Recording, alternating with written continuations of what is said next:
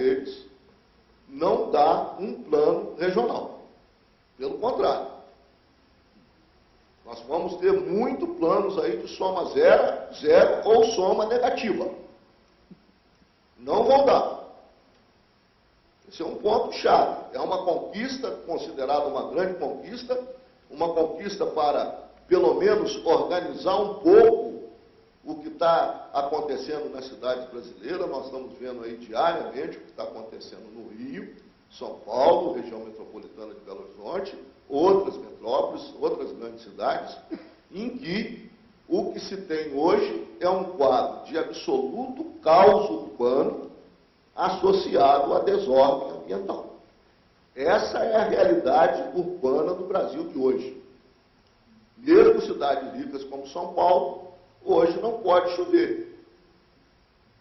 E é engraçado, porque ao invés da gente fazer autocrítica, de reconhecer que não temos planejamento territorial, cada vez mais a desculpa, o discurso, a justificativa é de condenar as intempéries naturais.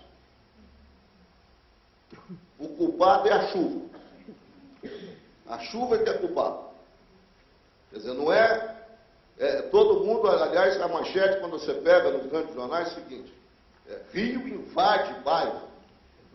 Veja bem, veja que incoerência. Foi o bairro que invadiu o Rio. Mas quando você vai ver no jornal, nas grandes redes, está lá. Rio invade bairro, invade cidade, toma cidade. É completamente equivocado. Foi a cidade, o bairro que invadiram o Rio. E foram lá para o leito do Rio. E ocuparam o leito, né? Com um agravante na maioria dos casos, gente. Quem está no fundo de vales inundáveis são os pobres. Porque sobra para eles esses espaços. A maioria. Quem está ocupando área de risco geológico, com sujeito a deslizamento, são os pobres.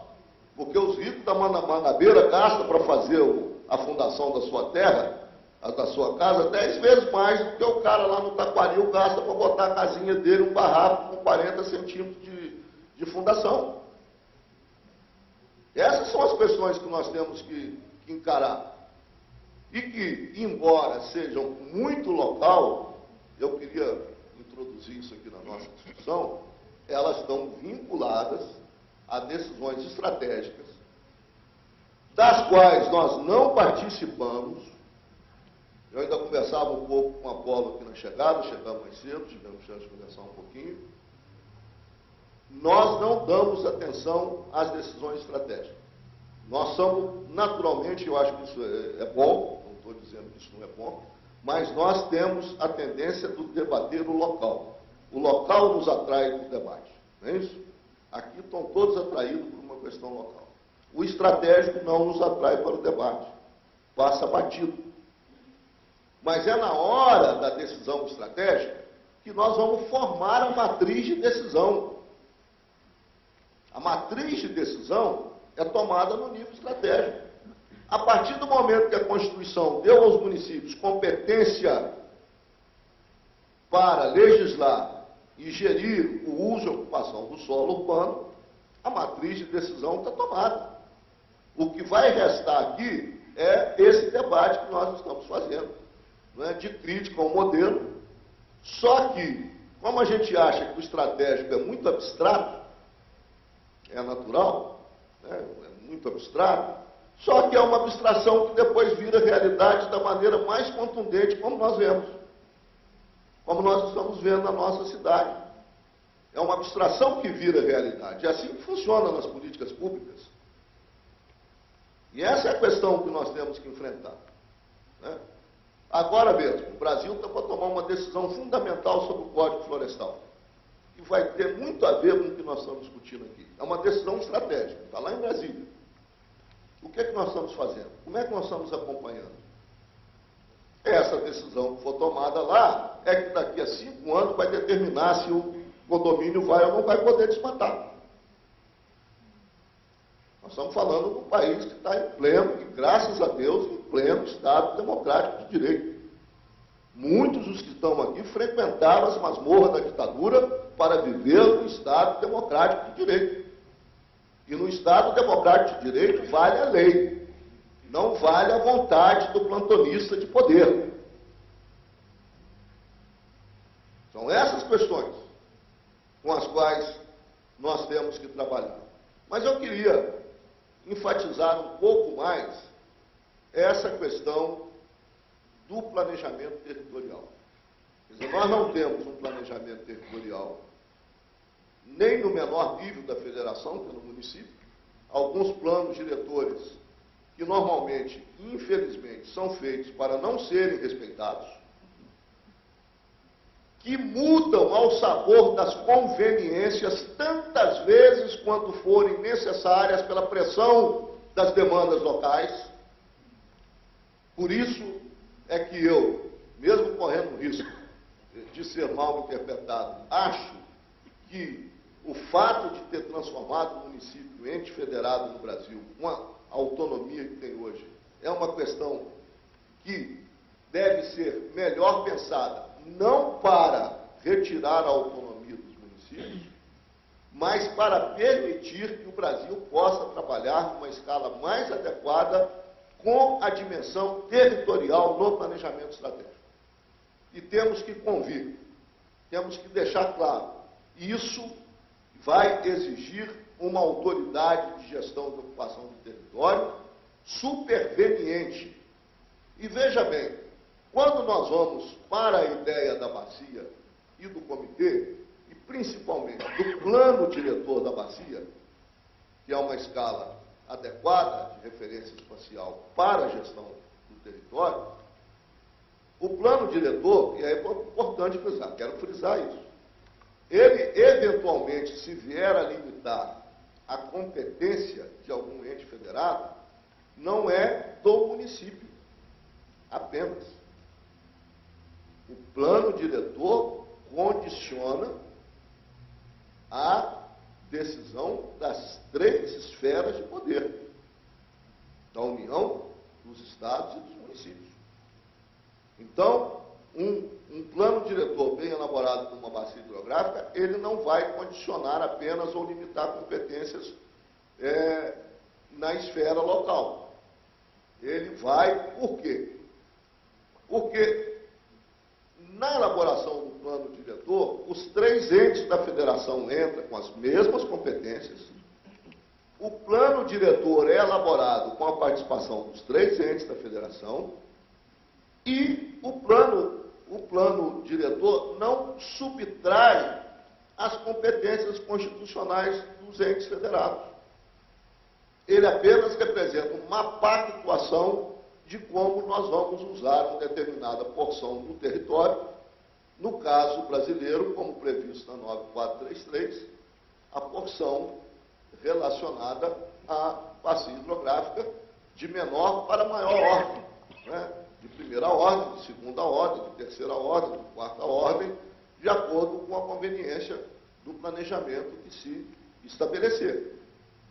Esse é o ponto. Voltando à lei de meio ambiente, ao processo que o Brasil estabeleceu com a criação do CISNAMA, do CONAMA, no caso de Minas, anterior ao CONAMA, o COPAM, né?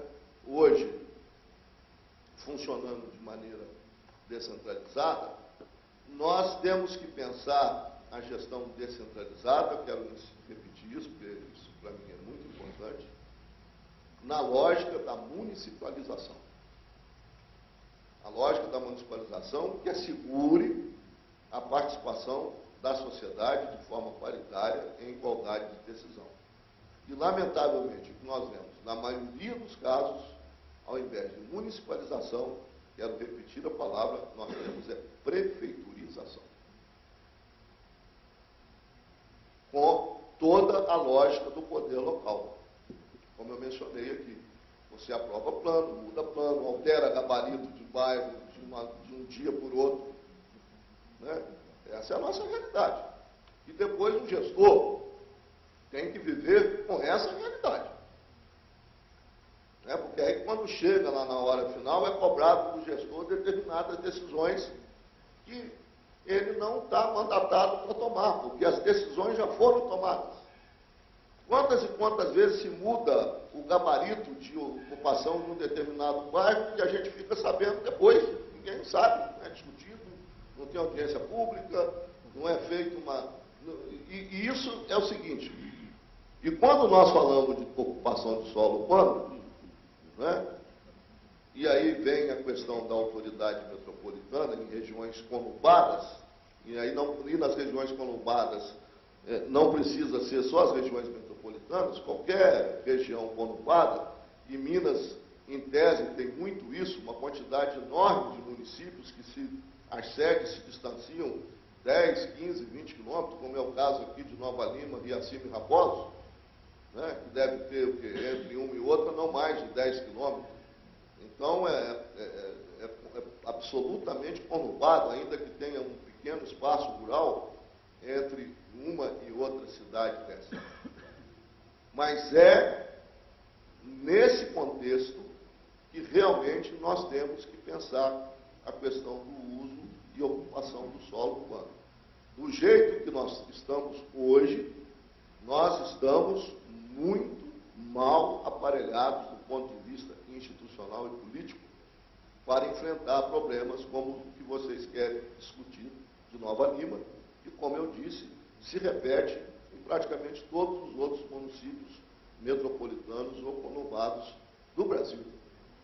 Então, há um espaço de ação, né? No caso nosso de Minas, pela nova legislação estadual, há que se ter uma maior presença da autoridade metropolitana, é preciso de fortalecer a autoridade metropolitana, é preciso que a autoridade metropolitana, porque a lei não é lei, é reforma constitucional. Então, a reforma da Constituição do Estado de Minas Gerais, que criou a autoridade metropolitana, submete qualquer aprovação de ocupação de solo, de loteamento, além da autoridade local, à autoridade metropolitana.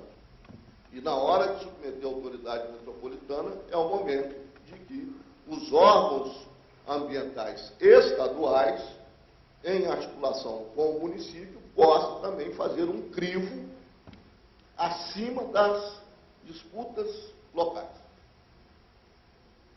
Esse é o meu ponto de vista. Eu sei que ele é politicamente difícil, né, porque a pregação da descentralização ela é hoje um mantra, né, mas para aquilo que nós estamos tratando aqui, ela precisa de ser repensada. Não para retirar do município a sua autonomia e as suas competências, mas para subordinar essas autonomias e essas competências ao interesse público que vai além do território de um determinado município. Eis aí a grande questão. Não se fala aqui de retirar competências, mas de submeter as competências dos municípios ao interesse coletivo, ao interesse público, que extrapola o território de um determinado município. Isso é decisão estratégica. Então, se nós não pensarmos dessa maneira, então nós temos que estar vivendo o nosso dia a dia local, mas preocupado com o que estão decidindo nos níveis intermediários e no nível de decisão mais alto. Porque é assim que as coisas funcionam. Então, eu queria fazer essa reflexão com vocês. É uma conversa, como eu disse, não é uma palestra. Todos que estão aqui estão engajados nessa luta, conhecem em ângulos diferentes todas as questões que nós discutimos aqui. Tenho certeza que vocês farão um debate rico sobre esses temas, e eu desejo que realmente essa iniciativa aqui de Nova Lima, né, de vocês, possa repercutir, possa interessar lideranças de outros municípios da região metropolitana, para que a gente possa resgatar, pelo menos na região metropolitana de Belo Horizonte, uma política mais inteligente. Mais inteligente. Porque aqui ninguém está pregando contra, presumo eu. Ninguém está contra, embora no seu sentido local nós temos que ficar contra. Mas antes de estar contra, nós estamos a favor de um outro